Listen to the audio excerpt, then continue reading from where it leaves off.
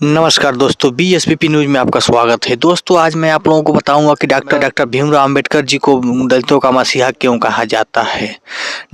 चलिए मैं बताता हूं। डॉक्टर भीमराव अंबेडकर जी को दलितों का मसीहा कहा जाता है। उन्हें दलितों के मसीहा और आर्थिक भेदभाव को खत्म करने के लिए अपना पूरा जीवन समर्पित कर दिया था। वे एक महान क्रांतिकारी थे और उन्होंने कई काम किए। आइए मैं बताता हूँ पूरी विस्तार से। उन्होंने छुआछूत के खिलाफ एक व्यापक आंदोलन शुरू किया था।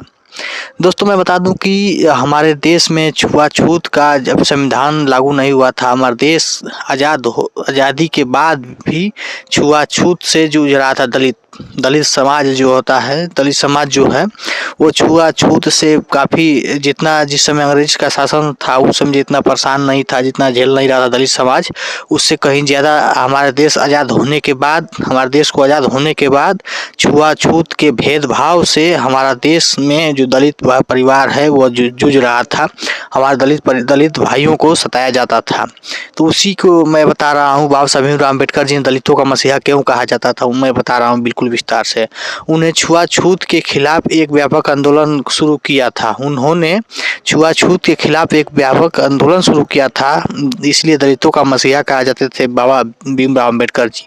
आगे और बता रहा हूँ उनके संघर्ष के बारे में। उन्होंने अछूतों को हिंदू मंदिरों में जाने का अधिकार दिलाने के लिए संघर्ष किया।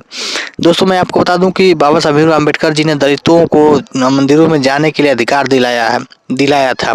बाबा साहब भीमराव अम्बेडकर जी नहीं अगर होते तो आज जो मंदिर में जा रहे हैं लोग, पिछड़े और दलित के लोग, समाज के लोग, वो सिर्फ बाबा साहब भीमराव अम्बेडकर जी का देन है कि आज उन्हें मंदिरों में प्रवेश करने दिया जा रहा है। फिर भी कहीं कहीं कुछ जगह ऐसा है कि जहां मंदिरों में प्रवेश करना वर्जित है दलित और पिछड़ों के लिए। मैं फिलहाल जल्दी के ही बता दे रहा हूँ। देखिए, गए थे अखिलेश यादव कन्नौज में, उस मंदिर में, जिस मंदिर में प्रवेश नहीं किया जाने दिया गया और थोड़ा सा अंदर चले गए तो उस मंदिर को धुलवाया गया था।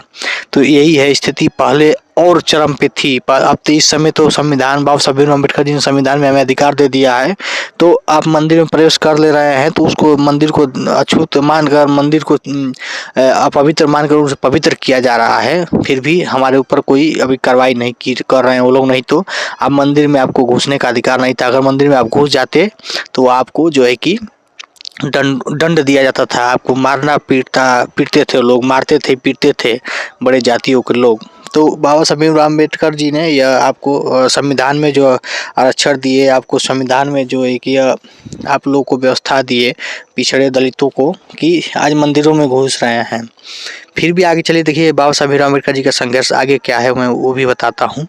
उन्होंने छुआछूत को ग्रामीण समुदाय और पारंपरिक नौकरियों के बंधन से आज़ाद कराने की कोशिश की। आपको मैं बता रहा हूँ कि उस समय बाबा साहब, इस समय भी देख ही रहे हैं कि जितने दलित और पिछड़े की जो समाज के लोग, नौजवान हैं, लड़के हैं, उन लोगों को नौकरियाँ पाने में बड़ी दिक्कतें हो रही है। और जितने अच्छी जो पद पे हैं, सब जितने बड़े बड़े लोग जो है कि मजबूत लोग हैं, पैसे वाले लोग और ऊंचे कास्ट के जो लोग हैं, वही जो अच्छे पदों पे आज प्राभित हैं, देख ही रहे हैं इस समय। तो उसी को बाबा साहब भीमराव अम्बेडकर जी इसी के लिए लड़े थे कि उन्होंने इस अछूतों को ग्रामीण समुदाय और पारंपरिक नौकरियों के बंधन से आज़ाद कराने का कोशिश किया। फिर भी मतलब कोशिश बाबा साहब भीमराव अम्बेडकर जी की ही कोशिश से आज आप लोगों को, पिछड़े दलित को कहीं जगह मिल रही है। नहीं तो नौकरी में भी जगह नहीं मिलती थी, आप लोगों को पढ़ने का भी अधिकार नहीं था। आगे देखिए, बाबा साहब अम्बेडकर जी के संघर्ष के बारे में बता रहा हूँ। उन्होंने पेयजल के सार्वजनिक संसाधन को सभी लोगों के लिए खुलवाने के लिए संघर्ष किया। पेयजल मतलब पानी, जो पानी होता है आपको और हमको, जो पिछड़े दलित को कहीं सार्वजनिक जगह पे पानी पीने का अधिकार नहीं था। उन लोगों को अलग से व्यवस्था थी पानी पीने के लिए। तो बाबा साहब भीमराव अम्बेडकर जी के संघर्ष से ही आपको मशीन मिल जा रही है। आप हर जगह से, नलका से लेके सब जगह, हर जगह पानी पी ले हैं। नहीं तो आपकी हर जगह पानी नहीं पी पाते, चाहे आप पानी बिना मर ही क्यों नहीं जाए।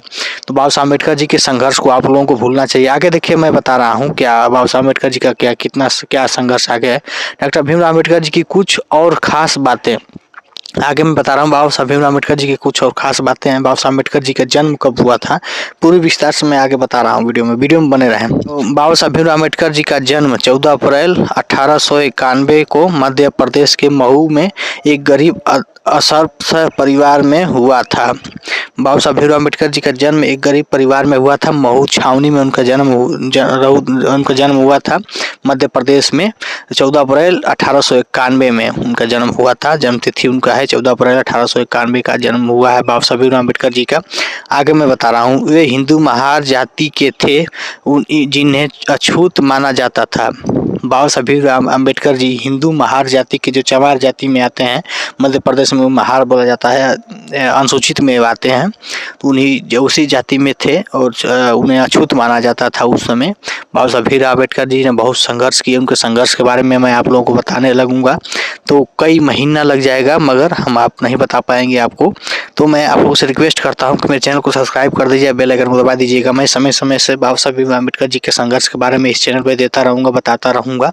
जानकारी हर प्रकार की इस चैनल पर आपको मिलेगा, तो इसलिए आप लोग भी इस चैनल को सब्सक्राइब कर लें और बेल आइकन को जरूर दबा दें। चलिए आगे मैं बताता हूँ। वे एक विद्वान, दार्शनिक, वैज्ञानिक, समाजसेवी और धैर्यवान व्यक्ति थे।